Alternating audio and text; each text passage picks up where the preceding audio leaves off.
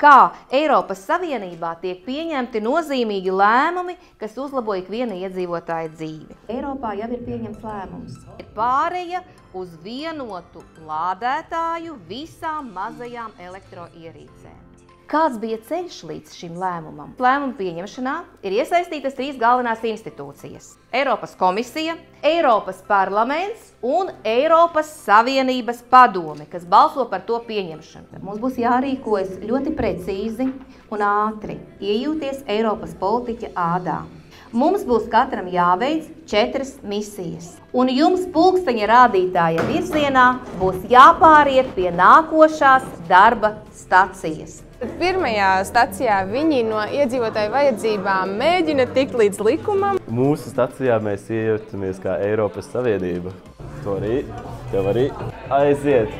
Katram uz kartītes ir rakstīta kaut kāda situācija. Esmu devīgs cilvēks, mēdzu aizdot savu lādētāju citiem, bet aizmirstu paņemt atpakaļ. Tā nu bieži pērku jaunu dārgi. Tavas personīgās domas. Tomēr atcerēties. Paskatoties bankas kontā un saprotot, ka naudas vairs nav. Otrajā stacijā tad viņi iepazīstas, kādi tad ir tie Eiropas Savienības likumi. Mēs runājam par interešu lobēšanu Eiropas parlamentā un Eiropas Savienībā, kādām jomām tas ir izdevīgi un kādām netik ļoti. Pasēdēt, padomāt.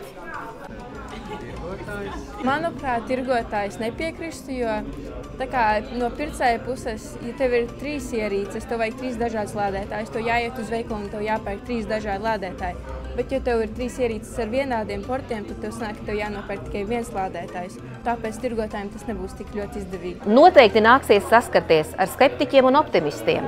Skeptiķis domās, mans bizness sašaurinās. Optimists domās, videi draudzīgi dzīvosim.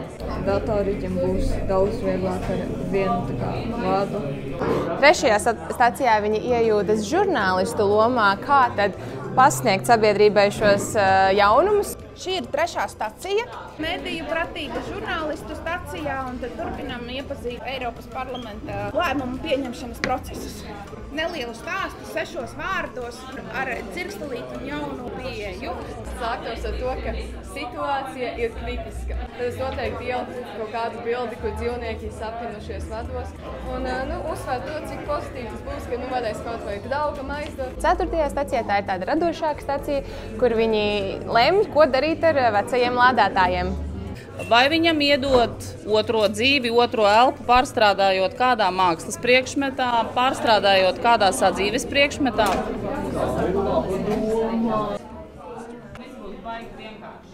Izdomājām izveidot Ziemassvētku rotājumus. Demokrātijās lēmumu pieņemšana ir komplicēts, bet ļoti svarīgs process, kurā ir patiešām jāieklausās visos spēlētājos, visās sabiedrības grupās. Un no jauniešu teiktā es sapratu, kā Eiropas parlaments ir izveidojis tādu kopienu, kuras nosaukums ir Mēs esam kopā.eu. Dodamies, skatāmies, kas tur ir un pievienojamies šai kopienai. Paldies jums!